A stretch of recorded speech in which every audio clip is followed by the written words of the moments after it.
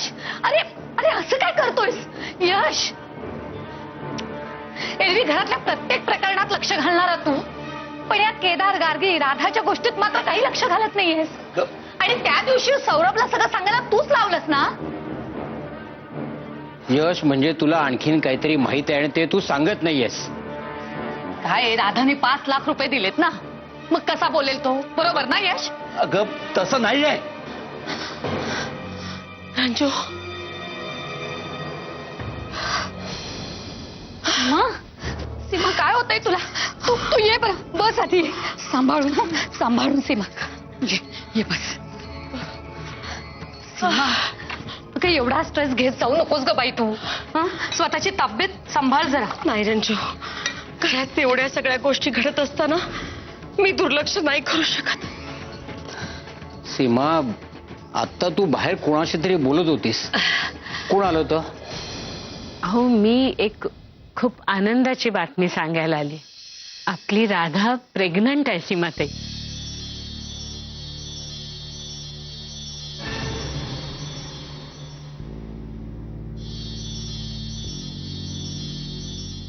नाही, सेल्समॅन आला होता कोणीतरी. गळ्यात काहीतरी मारायचा प्रयत्न करत होता. पाठवून दिला त्याला.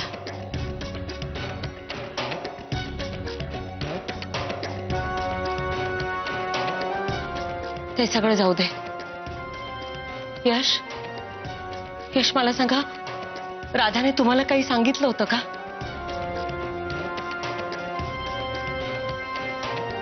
सांगा ना, राधाने तुम्हाला काही सांगितलं होतं का? 5 लाख दिलेत तिने म्हणून तुम्ही गप्प बसताय ना? सांगा ना. नाही, असं काही नाही आहे. राधाने मला 5 लाख दिले, ते माझा वैयक्तिक व्यवहार आहे. त्याचा इतर कुठल्याही गोष्टींची काही संबंध नाही. मी तिचे ते पैसे व्याजासकट परत करणार आहे. राधाने मला जे सांगितलं तेच मी सौरभला सांगितलं. राधाने सांगितलं होतं, गार्गी लग्नाआधीच केदार पासून प्रेग्नंट आहे आणि केदारला हे सगळं माहित आहे. बस, आणखी काही नाही. तुम्ही या बाबतीत मला आणखीन त्रास नका देऊ. मला माझे व्याप आहेत. मला तुमच्या या भानगडीत ओढू नका. मी थकलोय. मी जाऊन झोपतो. यश, यश, अरे असं काय? यश, पाहिलत ना घरवळणा? पाहिलत ना यशने कसं अंग काढून घेतलंय ते? नाही, ते काही नाही. राधाने सगळ्यांना फितवलंय. नाही म्हणजे यशना माहित असेल किंवा नसेल, पण ते आता राधाच्या विरोधात एकही शब्द बोलायला तयार नव्हते. नाही रंजू, ते काही नाही. हे बघ, आपण आत्ताच्या आत्ता सौरभला फोन लावूया. सगळ्यात मोठा विश्वासघात झालाय तो त्याचा. चल चल, त्याला फोन लावूया. चल थांबा. तुमची डोकी बिकी फिरली आहेत का? परदेशात तो आता स्वतःच्या कामासाठी म्हणून प्रथमच गेलाय तो. त्याला आत्ताच एवढा मोठा प्रकार फोनवर सांगितलात तर डिस्टर्ब होईल ना तो. आणि तो काय कायमचा नाही गेलाय तिकडे. येणार आहे ना परत? आला की सांगूया. तुम्ही हे असं काय ते त्याला फोनवर सांगितलं ना तर डिस्टर्ब व्हायचं आणि नको ते काय ते करून बसेल. हो, ते पण बरोबरच आहे. सीमा, नको त्याला आत्ता फोन लावायला. आणि हो, त्या राधालाही अगदी सरळ सरळ एकदम दोषी धरू नका. आपला केदार कसा आहे हे माहिती आहे तुम्हाला. त्याचा इतिहास सगळ्यांनाच माहिती आहे. त्याचा हा बनाव नसेल कशावरून. मला तर वाटतं आपण गार्गीला सुद्धा अगदी खडसावून विचारला पाहिजे की केदारला तिच्या या प्रेग्नन्सीचं लग्न आधी ठाऊक होतं की नव्हतं. वा, म्हणजे उंदराला मांजर साक्षी. ठीक आहे, राधाच्याच बाजूनी बोलेल. आणि मला एक कळत नाही, आता आपल्याला चौकशा हव्यात कशाला? खरं काय ते कळलंय ना आपल्याला, आणि निर्णय सुद्धा आपण घेतलाय. पुन्हा आपलं तेच तेच बोलत राहायचं मला नाही. सीमा, ऐकून तर घे सीमा.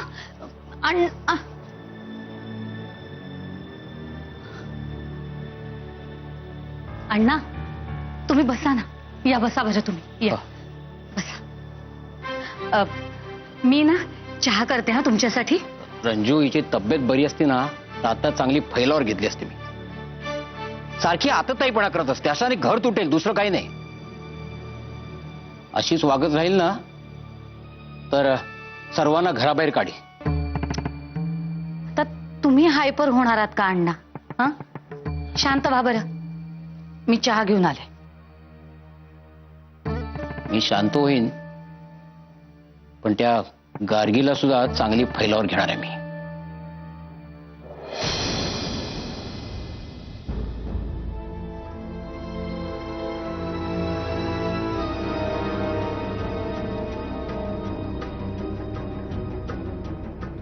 मानस, राधा, सई मॅम कुठे आहेत? सई मॅम आतमध्ये आराम करतायत. आराम? हो, त्यांची तब्येत ठीक नाहीये. काय हो, काय झालं त्यांना? काय झालं सांग ना. काही नाही अगं, काळजी करण्यासारखं काही नाही. त्या थोड्या हायपर झाल्या त्यामुळे. हायपर? मला सारे नीट बोल, काय झालंय त्यांना? राधा, आम्ही तुझ्या घरी गेलो होतो सीमा वहिनींशी बोलायला. तिथे थोडं वाजलं, म्हणजे सीमा वहिनींशी वादावादी झाली. वादावादी? हो, सई मॅम आणि मी त्यांना सांगायला गेलो होतो की राधा प्रेग्नंट आहे, पण ते ऐकूनच घ्यायला तयार नाहीत. राधा, त्यांच्यासाठी आता तुझा त्या घराशी काही एक संबंध नाहीये. राधा, सीमावहिनी खूपच हायपर झाल्या होत्या. मला वाटतंय त्यांना लवकरात लवकर ट्रीटमेंट देणं गरजेचं आहे. हो मानस, म्हणून मी त्या घरापासून, तिकडच्या माणसांपासून दूर गेले. मी जर माझी बाजू मांडण्याचा प्रयत्न केला असता ना, तर सीमावहिनी अजून हायपर झाल्या असत्या. मानस, त्यांची कंडिशन खूप क्रिटिकल आहे. पण तुम्ही विचारायचं ना मला, तुम्ही गेलात का तिथे? राधा, तुझ्यावरती असे खोटे आळ घेतल्यावर मॅम ना गप्प बसवेल? तुझ्या आयुष्यात तुला कधीच सुख मिळू नये.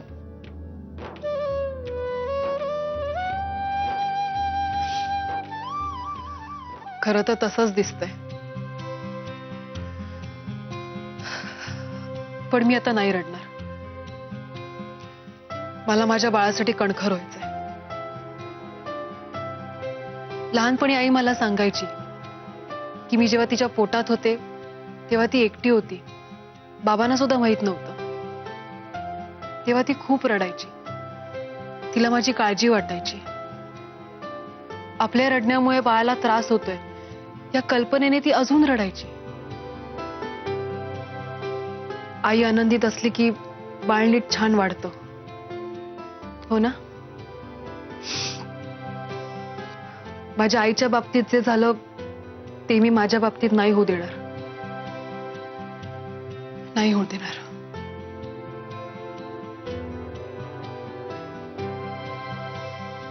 मी आलेच नाही मॅमना भेटू.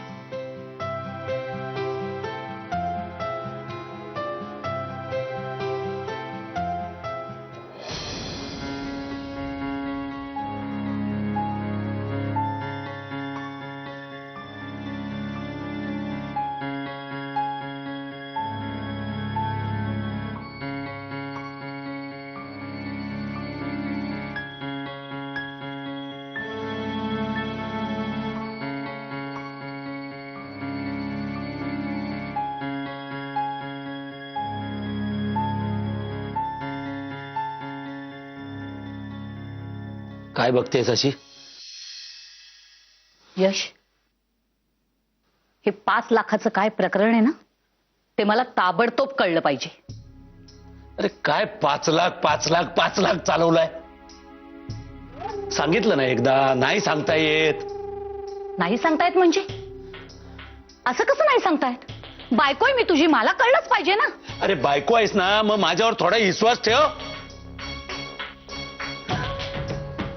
सांगितलं ना एकदा, वेळ आली काय सांगतो तुला सगळा. काय भुणभुण लावली तीच तीच. अरे राधाकडून घेतले उसने पैसे. आपले असते ना तर गोष्ट वेगळी होती. आणि आता राधाचं हे असं झालंय. कशाला हवं तिचं कर्ज आपल्या डोक्यावर? जगापासून लपव ना तू, पण माझ्यापासून का लपवतोय? नाही नाही, ते विचार येतात मग माझ्या डोक्यात. अगे माझी बाई, नको नको ते विचार नको करूस. माझ्यावर थोडा विश्वास ठेव. आता ना माझा माझ्यावरच विश्वास राहिला नाहीये. आणि राधाचं ऐकल्यापासून तर विश्वास या शब्दावरचाच विश्वास होणार आहे माझा. तिथे तुझी माझी काय कथा रे? हा आय माय यशवंत ढगे एवढा सांगतोय तरी तुझा विश्वास नाही. मग गेलीच उडत. तू नक्की कुठल्या तरी बाईच्या नादी लागलाय. अरे मला सांग कोण आहे ती बाई, सांग ना. तुम्हा बायकांच्या डोक्यात ना काय काय विचार येतील काय सांगता येत नाही. काय बोलणार आता तुला मी. अरे विचार करू नाही तर काय करू. आजपर्यंत एकही गोष्ट लपवली नाहीस तू माझ्यापासून, मग आता हेच का लपवतोय. म्हणून नाही ते विचार येत आहेत रे डोक्यात. मला सांग काय झालंय यश. मग बस बस, नको नको ते विचार करत बस. कटकट. यश यश माझं.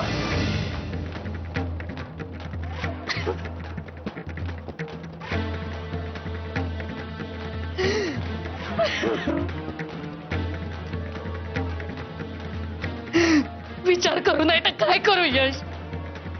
एकही गोष्ट लपवली नाही आजपर्यंत माझ्यापासून, आणि आता हेच का लपवतोय.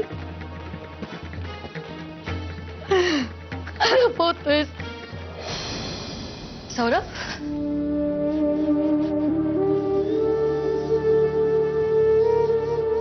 हे असं का बसलास.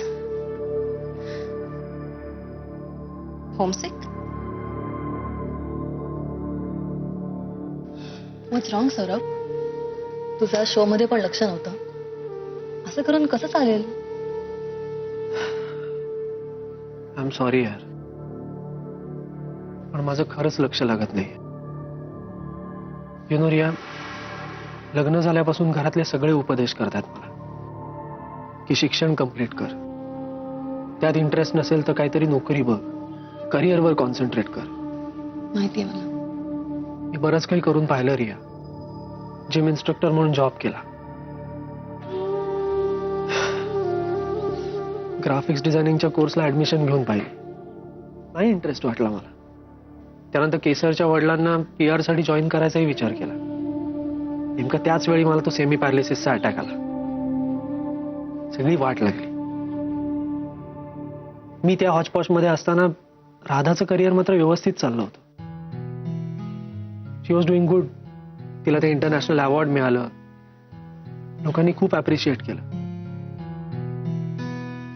I am proud about her. But पण पॉइंट काय तुझा. रिया, ही माझ्या करिअरची सुरुवात आहे.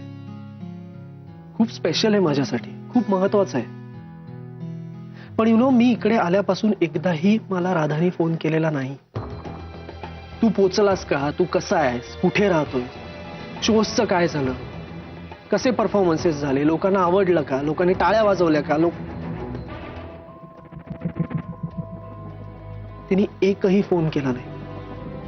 मी फोन केला त्याला आन्सर केलं नाही. राधा सोड घरच्यांनीही फोन केला नाही. उपदेश करायला सगळे पुढे असतात. पण आता कुठेतरी काहीतरी माझ्या बाबतीत चांगलं घडतंय, पण या क्षणी माझ्याबरोबर कोणी नाहीये Riya. I am really hurt. मला नाही सहन होते. मला स्वतःचा ना राग येतोय आता. मला हे सगळं विसरायचंय. रिया, मला कंपनी देशील. I just want to get drunk and I want to forget everything. नाही सर, आज नाही प्यायची. रिया प्लीज यार. ऐक माझं, जेव्हा रागात असशील, मूड नसेल, तेव्हा कधीच नाही प्यायची. माझं काय रे, आता कोणासाठी जगायचं असा विचार करते आणि घेते ड्रिंक. पण तुझं असं नाहीये. Radha really loves you. Seriously, you have to respect her feelings. आणि ते मी माझ्या नवऱ्या बाबतीत नाही बोलू शकत. My bad luck. पण तू मात्र राधाचा रिस्पेक्ट करायला हवास. कळलं. गुड. चल आता आपण फिरायला जाऊ. आणि नो ड्रिंक. हा चल. नाही, मी ऐकणार नाही तुझं. नाही नाही, चल चल चल, let's go. No no no. Rajneesh, अरे तू काही काळजी करू नकोस. हे बघ, सगळं व्यवस्थित होईल. आनंद दिन पूर्ण तव कामना. धन्य आनंद दिन पूर्णतव.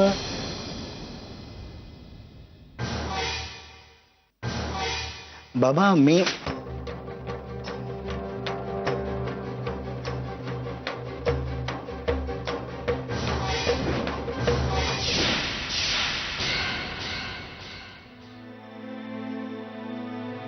मानस, राधा कशा आहेत मॅम? ठीक आहेत, झोपलेत. माझ्यामुळे ना सगळ्यांनाच त्रास होतोय. राधा काय बोलतेस? अगं सगळे वेड्यासारखे वागतात म्हणून तूही तशीच वागणार आहेस का? प्लीज शांत हो. आणि हे काय, कुठे निघालीस? सरिताईकडे. काय? अगं कशाला? राधा तुझ्या लक्षात येत नाहीये का? सरिता आई सुद्धा तुझ्याच डोक्यावरती खापर फोडणार आहेत. मानस, मला त्यांनी बोलवलंय, मला जावं लागेल. हा इश्यू सॉल्व्ह करावा लागेल. जबाबदारी टाळून कशी चालेल? तुला बोलवलंय मग काय, ठीक आहे. मला ड्रॉप करतोस? ओके चल. बाय द वे मानस, एक काम होतं. बोल ना. सौरभ दुबईला गेलाय.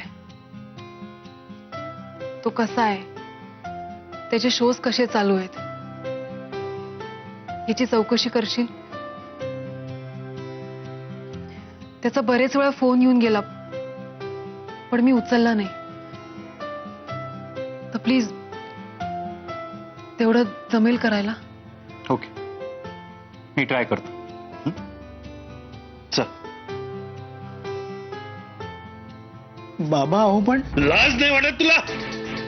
माझ्या मुलीचं आयुष्य उद्ध्वस्त करतोयस आणि इकडे गाणी म्हणतोयस. तुम्ही मारा मला, तुम्ही मारा मला, मारा मारा. पण तुम्ही माझ्या रोगात चिडताय बाबा, कारण मी माझ्या बायकोच्याच बाजूचा आहे. विरुद्ध आहेत ते राधा आणि सौरभ. शक्यच नाही. अरे हा तापा मारतोय. आजोबा तुम्ही देखील तिच्या गोड बोलण्यात आलात ना. तिच्या भोळ्या बाबड्या चेहऱ्याला फसलात तुम्ही. तिच्या मनात काय कावे चाललेत ना, कधीच कोणाला कळत नाही. तोंडाला येईल ते बरळू नकोस. राधाचा संबंध काय या सगळ्यामध्ये?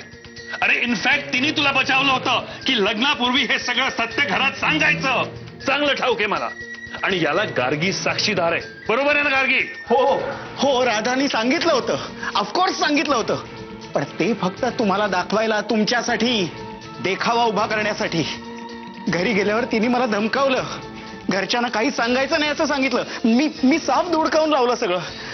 कारण मला गार्गीला उजळ माथ्याने माझ्या घरात न्यायची होती. हो, तिच्या आयुष्यातलं दुःख दूर करण्यासाठी मी लग्नाचा प्रस्ताव ठेवला. तर मी असं वागेन का? पण राधा असं कशासाठी वागेल? आजोबा त्यामागे दोन कारण आहेत. एक तर मी तिला त्या घरात नकोय. आमच्या लग्नाच्या वेळी कसा खेळ खंडोबा झाला होता तुम्हाला सर्वांना माहिती आहे. मी सौरभ आणि राधाला ना खूप चांगल्या मनाने ऍक्सेप्ट केलं होतं. सीमाबाईंनी खरं तर अपोज करत होती, तीच विरोध करत होती. मी तिला समजावलं आणि त्यांना घरात घेतलं. पण राधानी मात्र माझ्या विरुद्ध मनात आडी धरली. तिला कसंही करून मला त्या घराच्या बाहेर काढायचं होतं. पण मला गार्गी आवडली होती. माझं प्रेम होतं तिच्यावर. म्हणून मी लग्नाचा प्रस्ताव मांडला. पण नाही, तिला मला घराच्या बाहेर काढायचंच होतं. तिचं नाही समाधान झालं. तिने सौरभला सांगून मला धमक्या द्यायला सुरुवात केली. गार्गीच्या आयुष्यात जशा चुका झाल्यात ना, माझ्याही आयुष्यात माझ्याकडनं तशा चुका झाल्या होत्या. त्याचे सगळे पुरावे माझ्यासमोर दाखवून मला ब्लॅकमेल करायला सुरुवात केली हो आई. आणि तेवढ्यात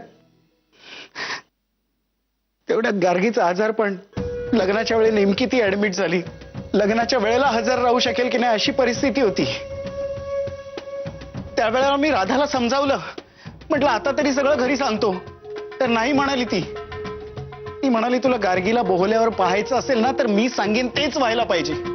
माझी पंचायत होऊन बसली हो. इकडे आड तिकडे विहीर असं झालं माझं. अरे देवा, एवढं सगळं घडलं, इतकं भयानक.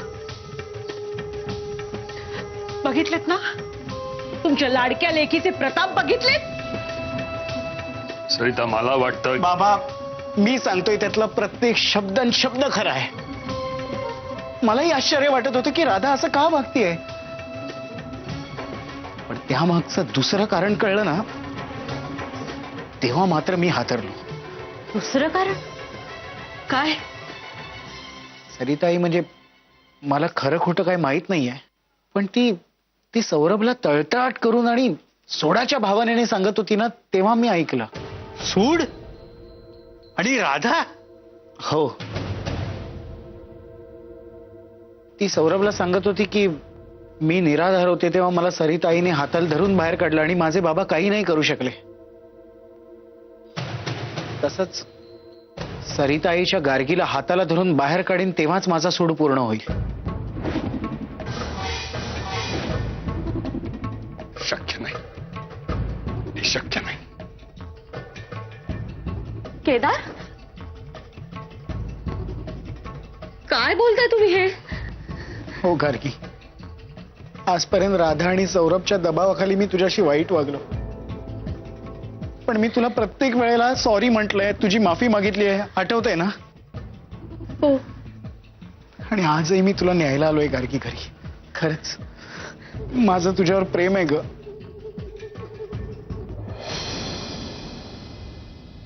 आजोबा,